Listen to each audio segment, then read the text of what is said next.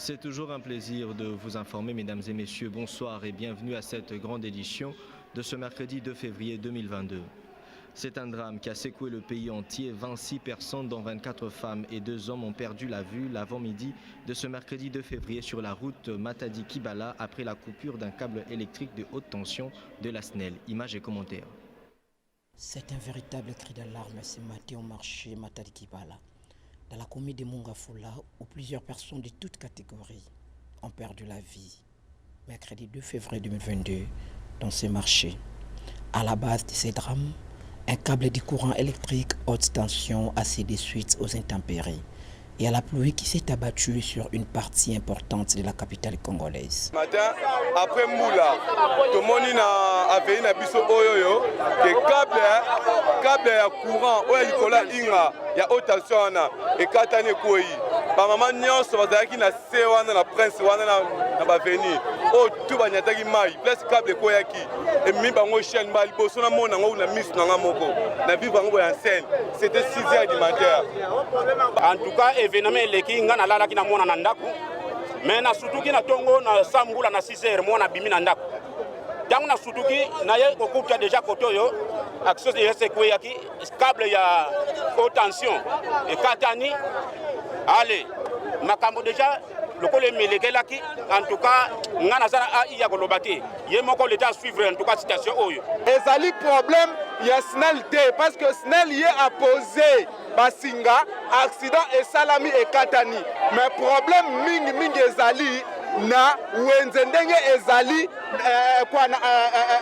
na balabala. Dans ba mama bakutani na likama ezali ya haute tension ndesinga ekatani ekweleli bango na bandeko mususu. Alors problème ya makasi ezali na SNEL te. Tozalaki na prince babi to kota na kati lo na prince pona tansu to ko si la freto tosi to ye na kati sonde to ye na kati ale so to ye ko bato ye ko kufa na haute tension. Alors ba lo biso place moko ya bien et ça la terrain moko ya bien ba sali biso wenze poto vanda kimia. Les éléments de la police dépêchés sur place font état de 25 personnes décédées ainsi que d'autres victimes qui auraient été acheminées dans un centre hospitalier situé dans les environs du lieu du drame. On signale par ailleurs que les gouverneurs de la ville de Kinshasa, Jean Ngobila Mbaka, compatit et rassure la prise en charge des obsèques des victimes de l'incendie. Alors, il y a pas si miki.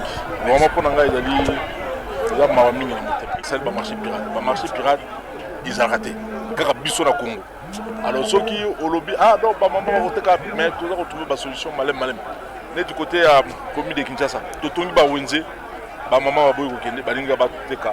Le marché pirate. Donc, malem, tu dois kende éducation, tu dois bien sabango, tu dois solo pour comprendre que baye baké et ça pour l'intérêt de bango que biso tu dois ko linga battre kana kata marché oyo l'état tombe. Alors ils ont mami ils ont pour engager je me suis.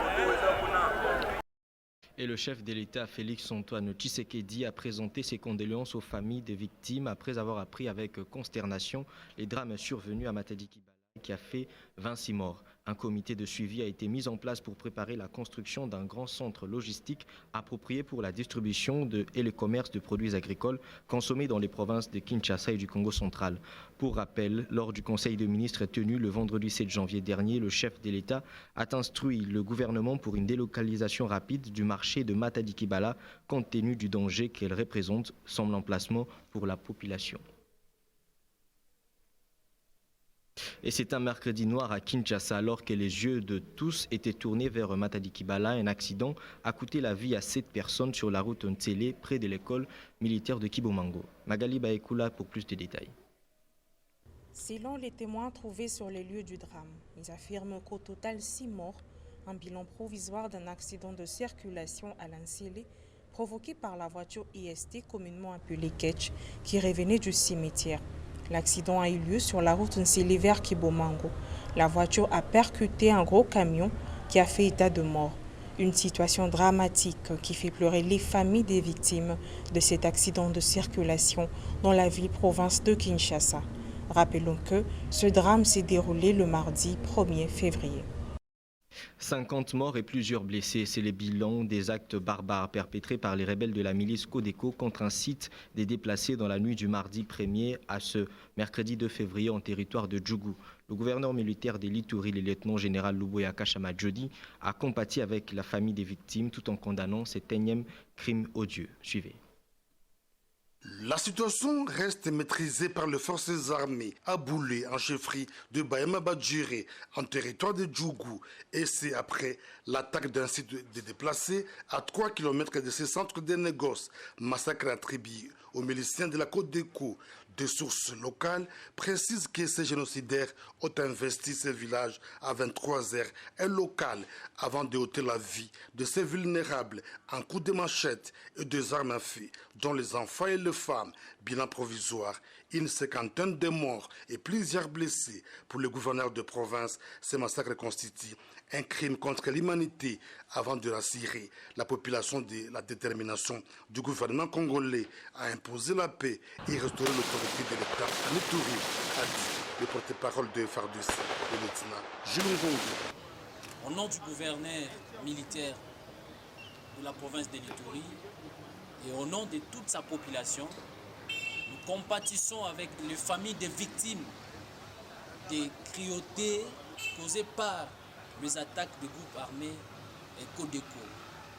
Et nous condamnons cette façon de tuerie sur les populations civiles innocentes qui n'ont même pas un moyen de défense. Et pire encore, sur le site de déplacés. Ça, c'est un crime de guerre, crime contre l'humanité. Nous assurons à notre population. Actuellement, les forces de défense et de sécurité ont mis toutes les voiles dehors pour rassurer et protéger de plus en plus cette population. Et nous demandons encore une fois que cette population puisse faire confiance aux forces armées. Précisons que cette attaque intervient après celle du site des déplacés d'Hérault où une trentaine de personnes avaient été lâchement abattues par les mêmes miliciens. Et face à ces actes de violence, le caucus des députés de la province de l'Ituri est monté au créneau pour condamner avec la dernière énergie le drame perpétré dans les territoires de Djougou par la milice Codeco. Suivez.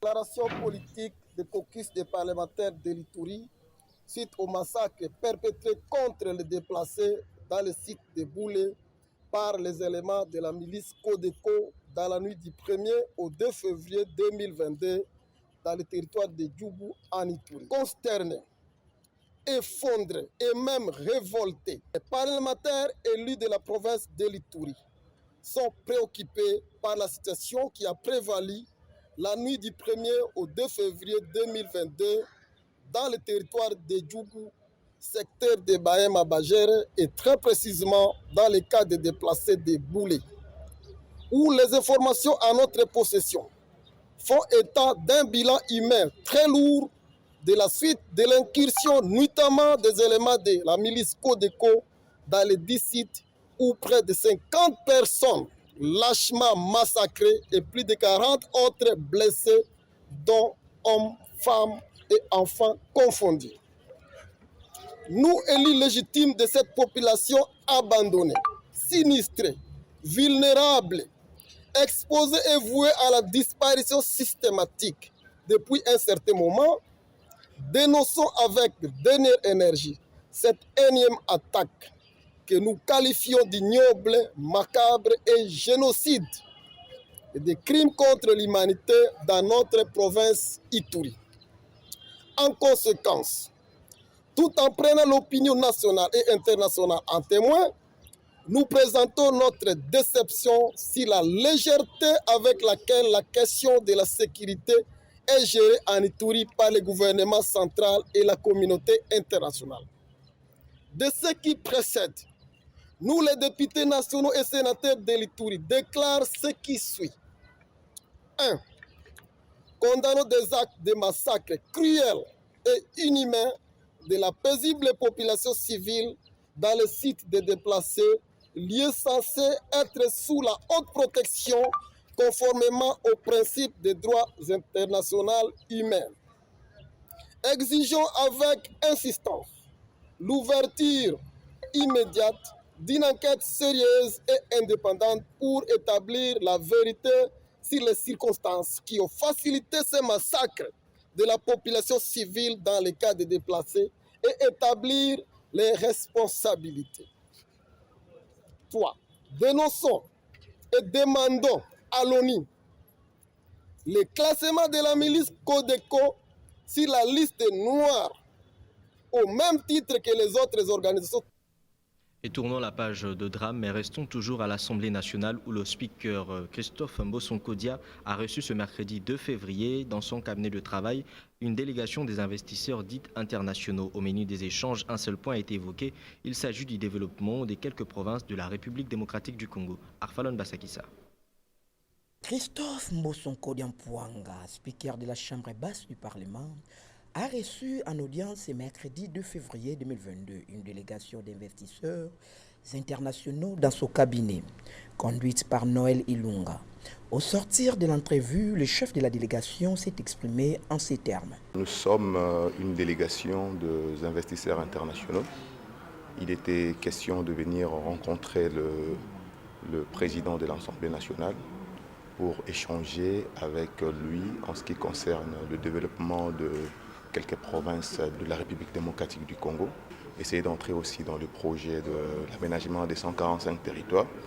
Et sur le fait, nous avons amené un message, aussi une proposition forte de la part des bailleurs de fonds internationaux qui veulent intervenir à ce qui concerne le développement de chaque secteur en RDC. S'il faut essayer un peu d'énumérer notamment les écoles, les hôpitaux, pourquoi pas dire le pont, les chaussées, tout ce qui contribue aux infrastructures pour un Congo uni et fort. Et c'est pourquoi nous sommes là. Nous attendons une réponse, un avis favorable de notre requête.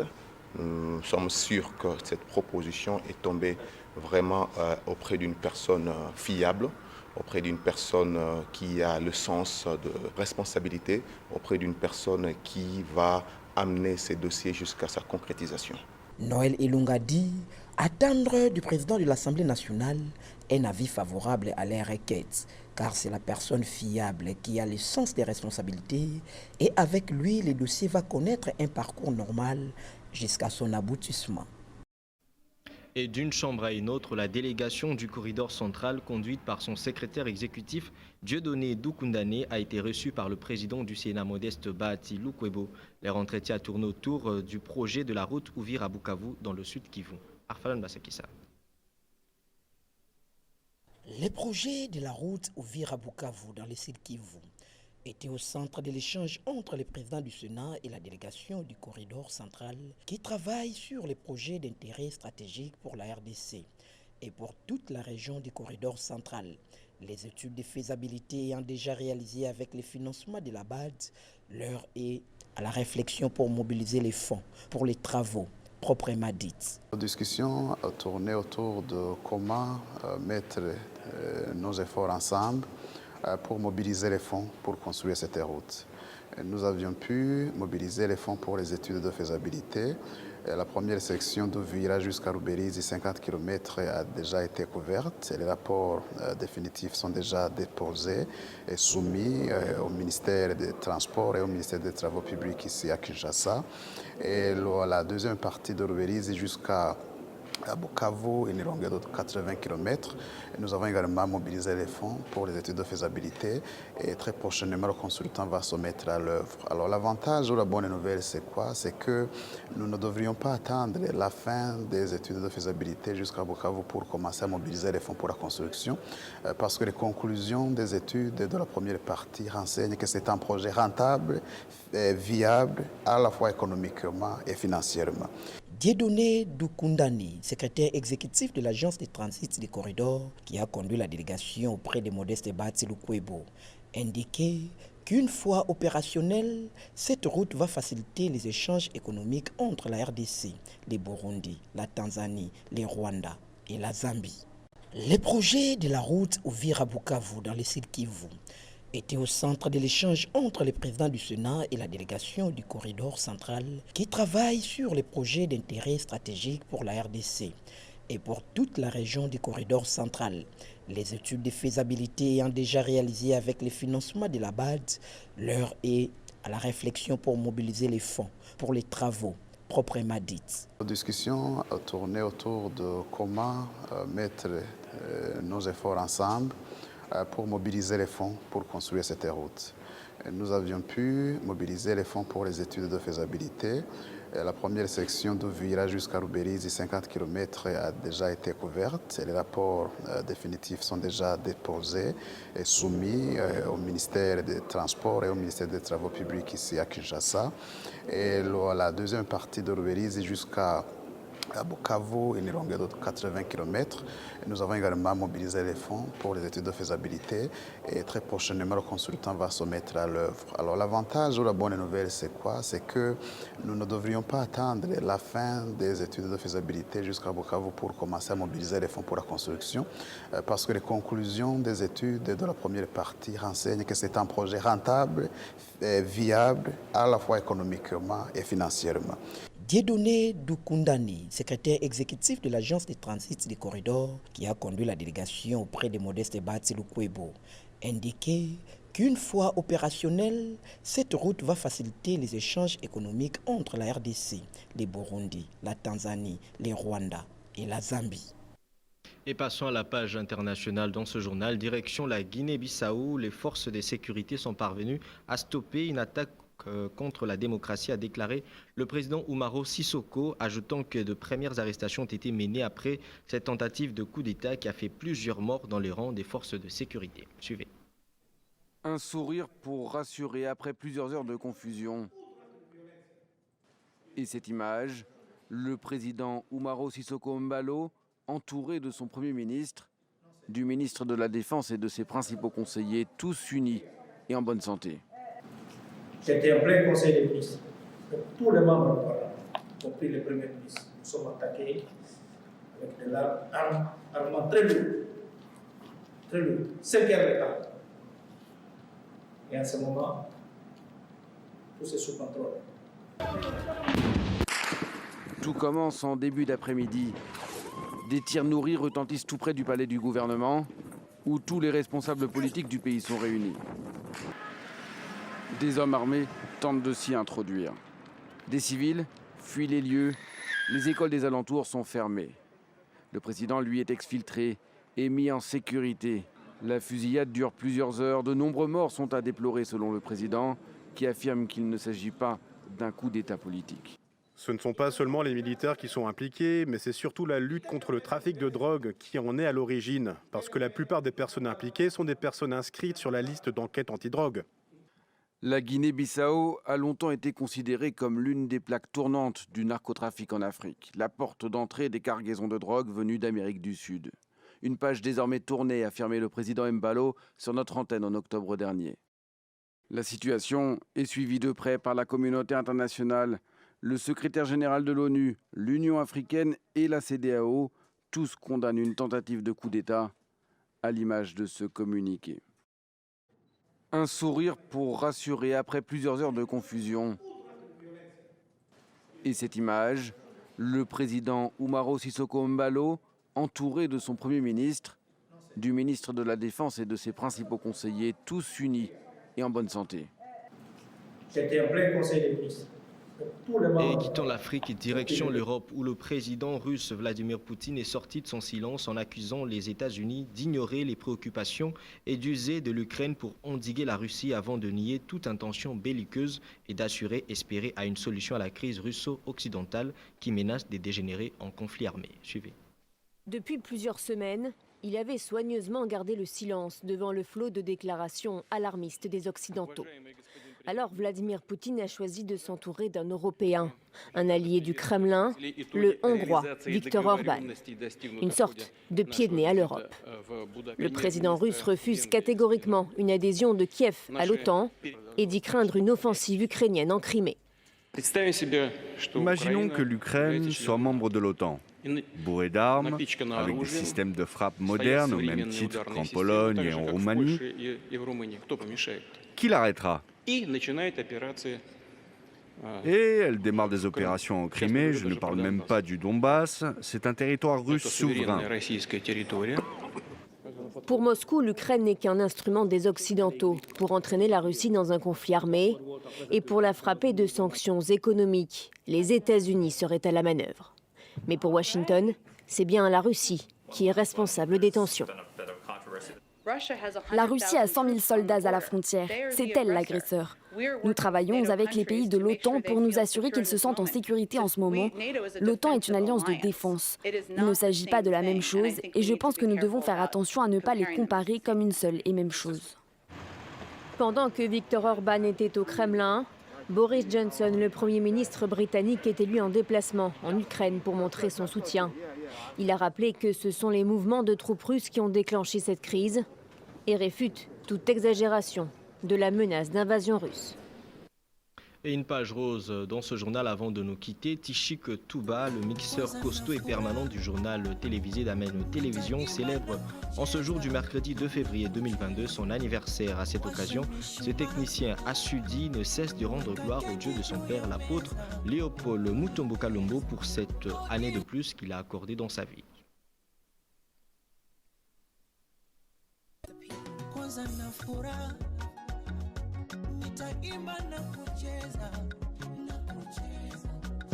Washa mishumaa, weka keki juu ya meza.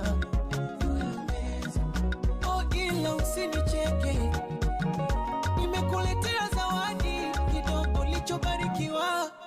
Aki mwana mkwete, aja na dumu la maji nasije kakumwagia. Ana kapicha kako nitakapost. Et voilà, c'est par ici que s'achève cette grande édition du journal. Merci de l'avoir suivi. Retrouvez dès demain Magali Baekula à la même heure. Quant à moi, je vous dis au revoir et à la prochaine.